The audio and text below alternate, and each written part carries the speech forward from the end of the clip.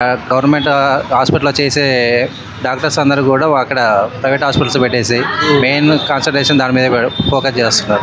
Chest pain వస్తుందనేసి వచ్చాం. Test చేయించాం. Okay. ఒక 2000 టెస్ట్ అయింది. 2000 రూపీస్. తప్పుగా అనుకోకండి, మీరు గవర్నమెంట్ హాస్పిటల్స్కి ఎందుకు వెళ్ళలేకపోయారు? గవర్నమెంట్ హాస్పిటల్లో మనకి అవైలబుల్గా ఉండట్లేదు డాక్టర్స్.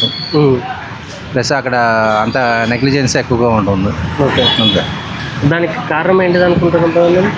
కారణం ఏంటంటే మేనేజ్మెంట్ అనేది కరెక్ట్గా మనకి గవర్నమెంట్ రూల్స్ అండ్ రెగ్యులేషన్స్ పెట్టేసి బయట హాస్పిటల్స్ పెట్టకుండా అక్కడ గవర్నమెంట్ హాస్పిటల్లో చేసే డాక్టర్స్ అందరూ కూడా అక్కడ ప్రైవేట్ హాస్పిటల్స్ పెట్టేసి మెయిన్ కాన్సంట్రేషన్ దాని మీద ఫోకస్ చేస్తున్నారు.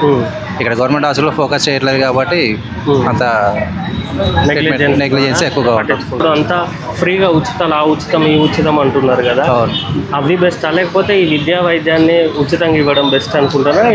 ఇది బెటర్గా ఉంటుంది. అంటే ఇప్పుడు ఫ్రీ బస్సులు పెట్టడం వల్ల కానీ దానివల్ల ఎక్కువ ప్రయోజనం కంటే ఎక్కువ పని లేక ఖాళీగా ఉన్నటువంటి వాళ్ళు ఎక్కడికి వెళ్దామని చూస్తున్నారు అంతే తప్ప ఈ విధంగా పేదవాళ్ళకి ఉచిత విద్య కానీ వైద్యాన్ని కానీ చేయించడం వల్ల చాలా ఉపయోగకరంగా ఉంటుంది.